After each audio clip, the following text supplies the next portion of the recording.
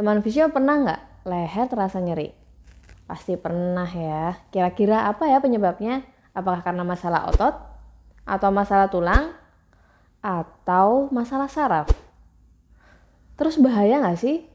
Simak video berikut ini karena kita akan bahas penyebab leher terasa sakit serta beberapa tips untuk mengatasinya. Jadi jangan kemana-mana, stay tune. Assalamualaikum warahmatullahi wabarakatuh. Halo teman visio, kembali lagi dan saya Delia Hamidah, teman visio Anda. Nah, kali ini kita akan bahas tentang nyeri leher. Ya, sebenarnya penyebab sakit leher itu banyak banget teman visio.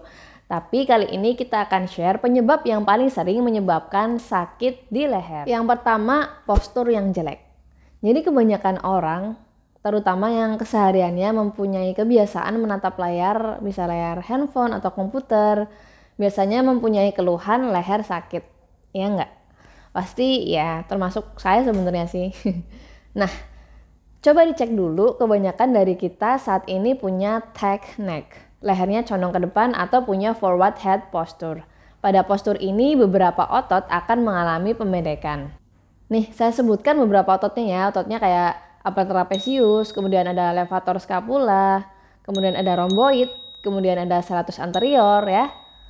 Problem tadi menyebabkan mobilitas terganggu dan terjadi muscle imbalance. Ada otot yang lemah, ada yang memendek, ada juga yang tegang. Yang membuat stresor pada leher kemudian membuatnya sakit. Makanya nih menurut saya pribadi salah satu goal penting adalah memposisikan leher dengan posisi yang benar atau ergonomis. Dari segi postur maupun dari segi cara bergerak yang benar atau beraktivitas dengan leher. Kalau pendapat teman visio gimana? Setuju nggak? Kemudian penyebab yang kedua adanya misalignment tulang punggung atas dan leher. Yang dimaksud di sini adalah tulang punggung atas dan leher nggak selaras ya. Padahal tulang leher dan tulang punggung masih satu kesatuan dan saling berhubungan kayak rantai. Selain itu, tulang punggung atas juga berperan sebagai basis pendukung tulang leher. Jika ada disfungsi pada tulang punggung atas, maka akan berpengaruh juga pada tulang di leher. Karena sebenarnya tuh mereka ya, dua segmen ini mempunyai hubungan kinetik yang dekat. Kemudian kita beralih ke alasan ketiga, yaitu adanya muscle strain atau keseleo. Otot bergerak terlalu panjang dari biasanya kemudian keseleo. Bisa juga karena gerakan yang tiba-tiba ototnya belum siap kemudian keseleo. Lah, neck strain ini juga bisa dipicu oleh postur leher yang buruk loh teman visio. Tapi tenang, kalau cuma masalahnya otot biasanya bisa membaik dalam beberapa hari atau minggu, tergantung dengan tingkat keparahannya ya. Nah, untuk mengatasi nyerinya, teman visio bisa menggunakan kompres hangat. Jangan lupa ke fisioterapis untuk memulihkan leher Anda biar bisa beraktivitas seperti sedia kala. Kita beralih ke alasan yang keempat.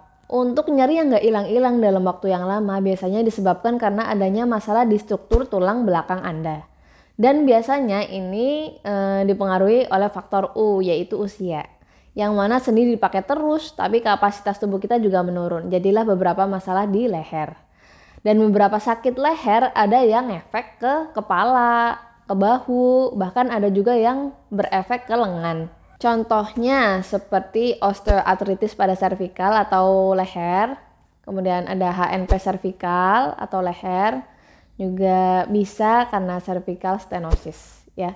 Nyeri leher ini juga bisa disebabkan karena cedera yang mana nggak ada sangkut pautnya dengan faktor usia tadi.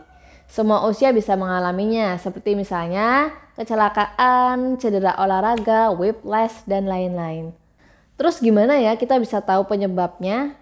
Nah, penyebab sakit leher kan sangat beragam ya teman visio, kurang bijak rasanya kita menyimpulkan sendiri apa yang kita rasakan dengan hanya melihat referensi yang ada di internet. Jadi butuh pemeriksaan fisik atau bahkan pemeriksaan pendukung seperti ronsen, MRI dan lain-lain. Jadi ayo teman visio lebih baik langsung konsul ke tenaga medis seperti dokter atau fisioterapis biar jelas leher saya sebenarnya kenapa. Nanti biar bisa dapat penanganan yang tepat. Nah, tips dari saya jika Anda datang ke fisioterapis Anda, ceritakan gerakan atau aktivitas apa yang membuat nyeri Anda semakin parah. Contoh kasus ya, misal saat bangun tidur kok lehernya sakit banget. Nah, bisa saja nanti penyebabnya adalah salah posisi bantal ya. Nggak apa-apa diceritakan saja kemungkinan aktivitas gerakan yang memicu nyeri di leher. Kenapa? Karena hal itu bisa membantu fisioterapis menemukan penyebab nyeri leher Anda dan membantu Anda merumuskan program latihan terapi serta edukasi yang cocok sesuai dengan keadaan Anda. Nah, ada beberapa level tentang klasifikasi nyeri pada leher. Yang pertama, level 1, ada nyeri leher tapi tidak ada temuan pemeriksaan fisik seperti kelainan struktur dan tidak mengganggu aktivitas sehari-hari. Kemudian level kedua, ada nyeri tapi sedikit mengganggu aktivitas sehari-hari. Namun tetap tidak ditemukan kelainan struktural. Level ketiga, ada nyeri menunjukkan tanda-tanda gangguan pada saraf, misal sensorisnya atau kelemahan atau nyeri tajam dan lain-lain. Tapi masih tidak ada tanda-tanda kelainan pada strukturalnya. Kemudian level keempat, adanya sakit kemudian disertai dengan kelainan struktur seperti patah tulang, dislokasi, terus spinal cord, kemudian metastasis, neoplasma, dan lain-lain. Kemudian tips untuk menjaga postur, Anda bisa melakukan gerakan seperti ini. Latihan ini bagus untuk menjaga postur punggung atas, leher, dan bahu Anda. Ada penguluran dan penguatan untuk otot, ini bagus untuk memperbaiki muscle imbalance. Bisa juga melakukan latihan ini dengan memegang dumbbell atau memegang botol air ya, biar gampang. Tips lain, Anda bisa menggunakan lumbar atau cervical support yang bentuknya berupa bantal kayak gini. Udah banyak dijual di marketplace. Nanti teman fisio bisa letakkan di sandaran kursi, terutama bagi teman fisio yang kesehariannya itu menghabiskan waktu di depan komputer. Pemakaian support seperti ini mengurangi effort atau kerja otot postur kita, jadi lebih rileks. Nah, sekian ya teman fisio informasi yang bisa kita berikan.